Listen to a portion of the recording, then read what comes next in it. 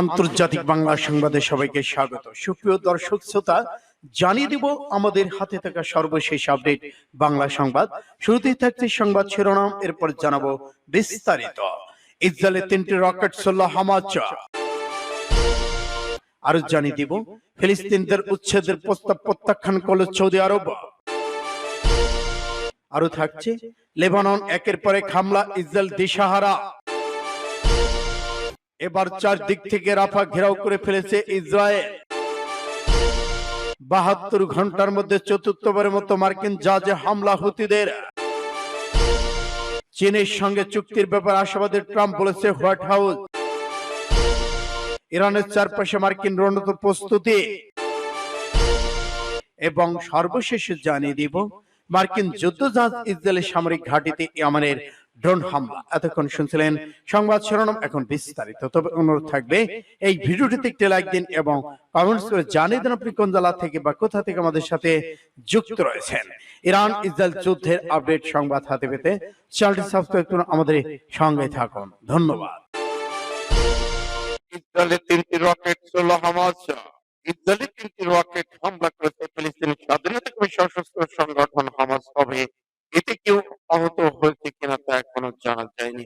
Telegram চ্যানেলে শনিবার এক বিবৃতিতে হামলার কথা স্বীকার করেছে আমাদের সশস্ত্র শাখা কাসাম ব্রিগেড। তারা বলেছে ইসরায়েলে নিরো ইজ্জাক এলাকায় রাজুম নামে স্বল্প পাল্লার 3টি রকেট নিক্ষেপ করা হয়েছে। এর আগে ইসরায়েল জানিয়েছে গাজা থেকে চোরা 3টি রকেট তারা প্রতিহত করেছে। কয়েকদিন আগেই ফিলিস্তিন গাজা উপত্যকা থেকে ইসরায়েলে আশদ শহরে 10টি রকেট হামলা চালিয়েছে হামাস। এদিকে গাজায় বেসামরিক লক্ষ্যবস্তু প্রতিনিয়ত বাড়ছে। ইসরায়েলের হামলা সম্প্রতি ইসরায়েলের 36টি হামলা বিশ্লেষণ করে দেখা গেছে বেশিরভাগ হামলায় নারী শিশুদের টার্গেট করা হয়েছে। এছাড়া 18 মার্চ থেকে 19 এপ্রিল পর্যন্ত আবাসিক ভবন ও শরণার্থী তাঁবুতে ইসরায়েলি হামলায় প্রায় 224টি ঘটনা ঘটেছে। শুক্রবার জাতিসংঘের মুখপাত্র রাভিয়া সামদানাসি এই বিষয়ে সতর্কবার্তা দিয়েছেন। তিনি বলেন, গাজা জুড়ে সামরিক হামলায় কেউ কোথাও নিরাপদ নয়। গাজার নিপীড়িত মানুষের কথা উল্লেখ করে সামদানাসি আরো বলেছেন, যুদ্ধ বিধ্বস্ত ফিলিস্তিন ভূখণ্ডে লোকজনকে নিরন্তর জোরপূর্বক স্থানান্তর করা হয়। তিনি বলেন, সামগ্রিকভাবে আমাদের অফিসের নথিভুক্ত তথ্য অনুসারে মৃত্যু একটি বড় শতাংশ শিশু নারী। ফিলিস্তিনিদের উচ্ছেদের প্রস্তাব প্রত্যাখ্যান করল সৌদি আরব।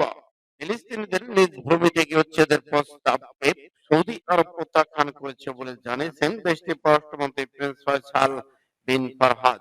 স্থানীয় সময় শুক্রবার তুরস্কের আস্তালিয়াতে গাজা যুদ্ধ বন্ধে বিভিন্ন দেশের মন্ত্রী পর্যায়ের বৈঠকে নিজেদের অবস্থান ব্যক্ত করেন তিনি। নিউজ সৌদি গেজেটের সৌদি পররাষ্ট্র মন্ত্রণালয় বলেছে, যুদ্ধবিরতি চুক্তির সঙ্গে গাজা নিত্য প্রয়োজনীয় পণ্য প্রবেশকে কোনোভাবেই মেলানো যাবে না। গাজায় যেন কোনো বাধা বা তারা অন্যান্য পণ্য প্রবেশ করে সেটি নিশ্চিত করতে আন্তর্জাতিক সম্প্রদায়কে এগিয়ে আসার আহ্বান জানিয়েছেন তিনি। প্রিন্স ফারহান আর বলেছেন, ফিলিস্তিনিদের গাজার মানুষকে বেঁচে থাকার অন্যতম প্রয়োজনীয় জিনিসপত্র থেকে বঞ্চিত করা হচ্ছে। প্রায় 1.5 মাস আগে গাজার কোনো অবরোধ দখল করে ইসরায়েল। এই সময় ফিলিস্তিনি সশস্ত্র গোষ্ঠী হামাস ও ইসরায়েলের মধ্যে জিম্মি বিনিময় শেষ হয়ে যায় এবং যুদ্ধ পরিস্থিতি নড়বড়ে হয়ে পড়ে। এদিকে ইসরায়েলের সঙ্গে হামাসের যুদ্ধবিরতি করতে মধ্যস্থতা করেছে কাতার মিশন যুক্তরাষ্ট্র। প্রিন্স ফয়সাল বিন ফারহান জানিয়েছেন যে তিনি এ দেশগুলোর উপর তাদের অবস্থা আস্থা রয়েছে এবং তারা এদের সমর্থন জানান। সম্মেলনে অংশ নেওয়া দেশগুলোর মধ্যে একটি জোট বিবৃতি দেন। সেখানে সবাই উল্লেখ করেন, গাজা, পূর্ব জেরুজালেম এবং পশ্চিম তীর থেকে কোনো ফিলিস্তিনিকে জোরপূর্বক উচ্ছেদ করাকে প্রত্যাখ্যান করতে হবে। এছাড়া বর্তমান প্রেসিডেন্ট মাহমুদ আব্বাসের নেতৃত্বে ফিলিস্তিনি অথরিটির সাথে এই 3টি অঞ্চলকে একীভূত করার আহ্বান জানিয়েছেন তারা। পশ্চিম তীরে পিএ এর শাসন থাকলেও গাজা শাসন করে হামাস। এছাড়া ইসরায়েল দখলদার বাহিনী হিসেবে ফিলিস্তিনিদের দখলকৃত অঞ্চলে যেসব বসতি স্থাপন সম্প্রসারণ করে সেগুলো নিন্দা জানিয়েছে তারা। লেবাননে একের পর এক হামলায় দিশাহারা ইসরায়েল। লেবাননে স্থলে অভিযান শুরু করার পর থেকে চাপে পড়েছে ইসরায়েল। ফাঁদে পড়ে ঘুরে প্রাণ হারাচ্ছে দেশটির সেনা। এবার লেবানন চালানো রকেট হামলায় দিশাহারা তেল আবিব। একের পর এক হামলা কাজে করেনি ইসরায়েলের আকাশ প্রতিরক্ষা ব্যবস্থা। গেল এক সপ্তাহের মধ্যে এটা ইসরায়েলের জন্য বড় ব্যর্থতা। ইসরায়েল হাইফা শহরকে লক্ষ্য করে এই রকেট হামলা চালানো হয়েছে। এতে অন্তত ৫ জন ইসরায়েলি আহত হয়। গাজায় ইসরায়েলি আগ্রাসনের বর্ষব্যাপী এই হামলা লেবানন প্রতিরোধ যোদ্ধারা কিন্তু লেবাননে ছোড়া সেই রকেট ঠেকাতে ব্যর্থ হয়েছে ইসরায়েল। এরপরে এই ঘটনা তড়িঘড়ি তদন্ত নেমেছে দেশটি। ওই রকেটগুলো ঠেকানোর চেষ্টা করেছিল বলে দাবি করেছে ইসরায়েলি প্রতিরক্ষা বাহিনী, কিন্তু উত্তরাঞ্চলের সমুদ্র তীরবর্তী শহরে রকেটের আঘাত হানা ঠেকানো যায়নি। এদিকে ইসরায়েলের পূর্ব দিক থেকে একটি সন্দেহভাজনকে টার্গেট ইসরায়েলের দিকে আসার কথা জানিয়েছে তেল আবিব। তবে ওই টার্গেট ইসরায়েলের আকাশ সীমা পার করতে ব্যর্থ হয়েছে বলে দেশটির প্রতিরক্ষা বাহিনী লেবানন স্থল অভিযান শুরু করার পর থেকেই মধ্যপ্রাচ্যের বিভিন্ন দিক থেকে ইসরায়েলে একের পর এক হামলা চালানো হচ্ছে। একই সঙ্গে সবাইকে সামাল দিতে গিয়ে হিমশিম খাচ্ছে ইসরায়েল। চারদিক থেকে রাফা ঘেরাও করে ফেলেছে ইসরায়েল। ফিলিস্তিনের অবরুদ্ধ গাজা উপত্যকায় খান ইউনিসের রাফার মধ্য অঞ্চলে সমগ্র করিডর পুরোপুরি নিজেদের নিয়ন্ত্রণে এসে দখলদার ইসরায়েল। শনিবার ইসরায়েলের সেনাবাহিনী এই তথ্য জানিয়েছেন। এর মাধ্যমে অন্যান্য অঞ্চল থেকে গাজা সম্পূর্ণ বিচ্ছিন্ন হয়ে গেছে। খবর আল জাজিরা। 18 মার্চ যুদ্ধবিরতি চুক্তি লঙ্ঘন করে গাজা আবার ব্যাপক হামলা চালানো শুরু করেছে ইসরায়েল। ওই সময় মিশর সীমান্তবর্তী রাফা নিজেদের নিয়ন্ত্রণ নিতে শুরু করেছে তারা। সঙ্গে সেখানকার মানুষকে অন্য অঞ্চলে চলে যেতে নির্দেশনা দেওয়া হয়েছে। এরপর অসংখ্য হামলা বর্বরতা চালিয়ে রাফাকে সম্পূর্ণ দখল করেছে ইসরায়েল। দখলদার মন্ত্রী বলেছেন, গাজা মানুষ যদি গাজায় থাকতে চান তাহলে এটি এদের জন্য শেষ সুযোগ। এর জন্য হামাসকে নির্মূল করতে হবে এবং সবই ইসরায়েল জিম্মিকে মুক্তি দিতে হবে। তিনি গাজাবাসীর উদ্দেশ্যে বলেন, এটি হামাসকে নির্মূল করা, জিম্মিদের মুক্ত করা এবং যুদ্ধ শেষ করার চূড়ান্ত মুহূর্ত। যদি সুযোগ কাজে লাগানো হয় তাহলে প্রতিরক্ষা বাহিনী গাজায় বেশিরভাগ অঞ্চল তীব্র হামলা চালানো ৭২ ঘন্টার মধ্যে চতুর্থবারের মতো মার্কিন জাহাজে হামলা। হুতিদের লোহিত সাগরে মার্কিন যুদ্ধ জাহাজের উপর ফের হামলা শুরু করেছে ইয়ামানের হুতি বিদ্রোহীরা। গত ৭২ ঘন্টার মধ্যে চতুর্থবারের মতো ইউএসএস হ্যারি ট্রুম্যান বিমান বাহিনীর অন্যান্য জাহাজগুলোর উপর গোলাবর্ষণ করল বিদ্রোহী গোষ্ঠী। খবর আল জাজিরা।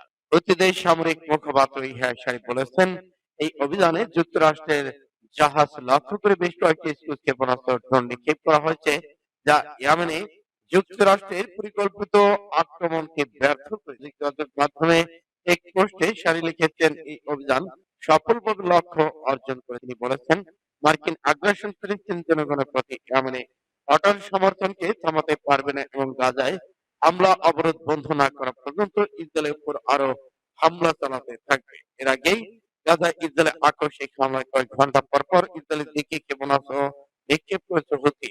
অবশ্যই ইসরায়েল জানিয়েছে তারা হুতির ক্ষেপণাস্ত্রটি তাদের ভূখণ্ডে পৌঁছানোর আগেই প্রতিহত করা হয়েছে।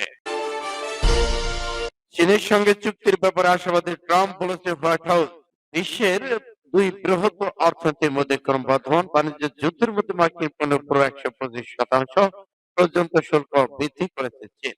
এই বিষয়টি বিশ্বজুড়ে বাণিজ্য যুদ্ধের পাশাপাশি মন্দা আশঙ্কা বাড়িয়ে তুলেছে। যদিও বৈশ্বিক অর্থনৈতিক অস্থিরতার মধ্যে যুক্তরাষ্ট্রের প্রেসিডেন্ট ডোনাল্ড ট্রাম্প তার নিজের অবস্থানে অনড়, তা চাপিয়ে দেওয়া শুল্ক নীতি বিশ্ব বাজার তোলপাড় সৃষ্টি করলেও তিনি বলেন, হোয়াইট হাউস বৃহস্পতিবার বলেছে ট্রাম্প চীনের সঙ্গে একটি চুক্তির ব্যাপারে আশাবাদী।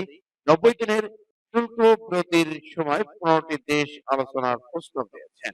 হোয়াইট হাউসের প্রেস সেক্রেটারি কেরিয়ান লেভিট বলেছেন, প্রেসিডেন্ট স্পষ্ট করে বলেছেন, যখন যুক্তরাষ্ট্রকে আঘাত করা হবে তখন তিনি আরো কঠোর পাল্টা আঘাত করবেন। এদিকে বৈশ্বিক অর্থনৈতিক অস্থিরতার মধ্যে যুক্তরাষ্ট্রের প্রেসিডেন্ট ডোনাল্ড ট্রাম্প শুক্রবার যদি বলেছেন, তার শুল্ক নীতি সত্যি ভালো করেছে। চীনের সর্বশেষ শুল্ক বৃদ্ধির ঘোষণা করার পর ট্রাম্প তার নিজের সামাজিক মাধ্যম ট্রুথ সোশ্যালে শেয়ার করা এক পোস্টে বলেন, আমাদের শুল্ক নীতি সত্যি ভালো করেছে। তিনি আরো বলেছেন, আমেরিকা এবং বিশ্বের জন্য খুবই উত্তেজনাপূর্ণ এটি এটি দ্রুত এগিয়ে যাচ্ছে। সূত্র প্লাস টুডে। ইরানের চারপাশে মার্কিন ড্রোন প্রস্তুতি। তেহরানে পারমাণবিক কর্মসূচি নিয়ে ওমানে আনুষ্ঠানিকভাবে আলোচনা শুরু হয়েছে ইরান ও যুক্তরাষ্ট্রের মধ্যে। ২০১৮ সালে এই দুই দেশের সর্বোচ্চ পর্যায়ে সর্বশেষ বৈঠক হয়। শনিবার বৈঠক শুরুর আগে ইরানের রাষ্ট্রীয় টেলিভিশনকে রাষ্ট্রমন্ত্রী আব্বাস আরাগচি বলেন, তার দেশে একটি ন্যায্য চুক্তি চায়। তবে তার মুখপাত্র বলেছেন, মন্ত্রী দীর্ঘ আলোচনা প্রত্যাশা করেন না। যুক্তরাষ্ট্র সহ পশ্চিমী দেশগুলো অভিযোগ ইরান পারমাণবিক অস্ত্র তৈরি করেছে, তবে বারবার ইরান অভিযোগ প্রত্যাখ্যান করেছে। এর প্রেক্ষাপটে শনিবার দুই দেশের দুই প্রতিনিধি আলোচনার জন্য একই পক্ষে বসেছেন। কিনা সেই রিপোর্ট লেখা পর্যন্ত নিশ্চিত করা যায়নি। এদিকে প্রেসিডেন্ট ডোনাল্ড ট্রাম্প এবং দ্বিতীয় মেয়াদের ক্ষমতায় আসার পর বেশ কিছু জোরালো পদক্ষেপ নিয়েছেন, তার মধ্যে ইরান অন্যতম। ইরান যদি চুক্তি না করে তাহলে সেখানে বোমা ফেলা হবে, এমন ভাবে বোমা ফেলা হবে যা আগে কখনো দেখা যায়নি। অর্থাৎ এই হুমকির মধ্য দিয়ে তিনি ইরানকে রাজি করানোর চেষ্টা করেন, কিন্তু ইরান সরাসরি আলোচনায় অস্বীকৃতি জানিয়েছেন। ইরান যদি চুক্তিতে রাজি না হয় তাহলে কিভাবে হামলা চালান ট্রাম্প, এর জন্য এর মধ্যে অনেক প্রস্তুতি নিয়ে ফেলেছেন তিনি। যুক্তরাষ্ট্র কয়েক দশক ধরে মধ্যপ্রাচ্য জুড়ে তাদের ঘাঁটি পরিচালনা করে আছেন। এর মধ্যে সবচেয়ে বড় ঘাঁটি হলো কাতারের আল উবাইদ বিমান ঘাঁটি। সূত্র ইন্ডিয়া। মার্কিন যুদ্ধজাহাজ ইসরায়েলি সামরিক ঘাঁটিতে ইয়েমেনের ড্রোন হামলা। ইয়েমেনের সশস্ত্র বাহিনী লোহিত সাগরে একটি মার্কিন যুদ্ধজাহাজ তেল আবিবের কাছে ইসরায়েলি সামরিক ঘাঁটিকে লক্ষ্য করে নতুন করে ড্রোন হামলা চালিয়েছে। বুধবার এক বিবৃতিতে ইয়েমেনের সেনাবাহিনীর মুখপাত্র ব্রিগেডিয়ার জেনারেল ইয়াহিয়া সারি এ তথ্য জানান। তিনি বলেন, অধিকৃত জাফার অঞ্চলে অবস্থিত একটি ইসরায়েলি বিমান সামরিক ঘাঁটিতে ড্রোন হামলা চালানো হয়েছে, যা সফলভাবে বাস্তবায়ন হয়েছে।